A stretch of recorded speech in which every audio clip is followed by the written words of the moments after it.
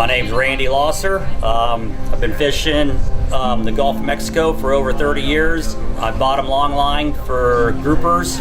My name is Terry Fannin.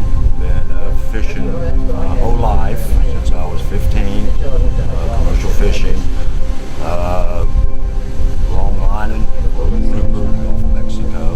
Hi, my name is Scott Daggett. I'm a grouper longline fisherman out of Madeira Beach, Florida. I've been fishing for 31 years and have quite the problem with blackfish or porpoises. What my problem is with the blackfish or porpoises, whatever you want to call them, we lay our line down on the bottom. We go to retrieve our line. As we retrieve them, they come up, they hold on to the fish, and they use the hydraulics that we're pulling the line up to rip the fish off, and they take all our fish.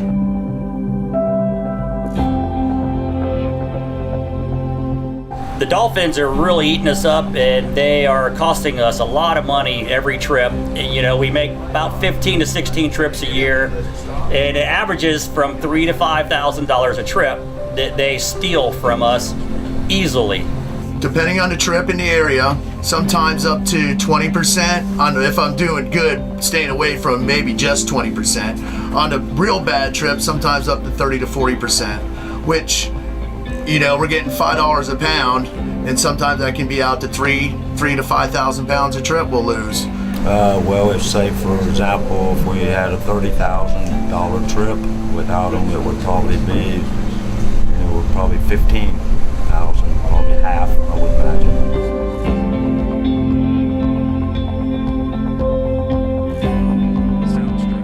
There's really nothing you could do. You would just have to pack up and boat ride about 20 miles, because there's, you get a pod of like 10 or 15 of them on you. There's nothing you can do. They'll pick every fish off your line. You just got to get up and boat ride.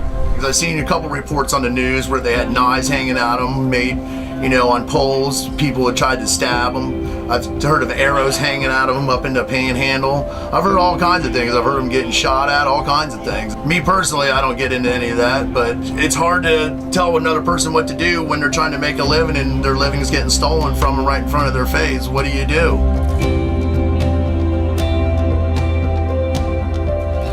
The reason I knew they were working, because when there'd be more than me around in one area, I'd say there's 3 or 4 other boats around me, and when I had them consistently placed on my line, I was getting left alone and the other boats were getting eaten alive, which made it good for me, bad for them.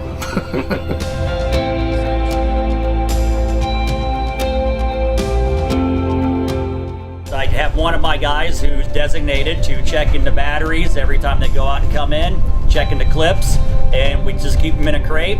And as we're setting gear, the guy reaches down, pops one on. I pop them off as they haul, hand them to him, and they're just very simple to use. Setting the gear was no problem with them. We just put a long line clip on them with a swivel and some mono through it and clipped them on. That was no issue whatsoever. And we changed the batteries about twice a trip because I make 14-day trips.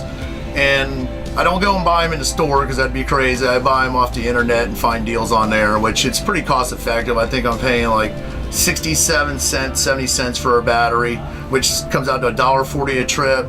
But if you weigh out what you lose, what would you rather do? Buy batteries or lose 1,000 pounds of fish?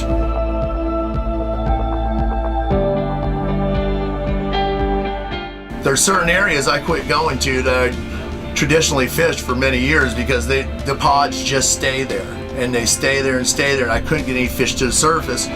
So when I got the pingers, I started going back to these areas and started being able to harvest fish again.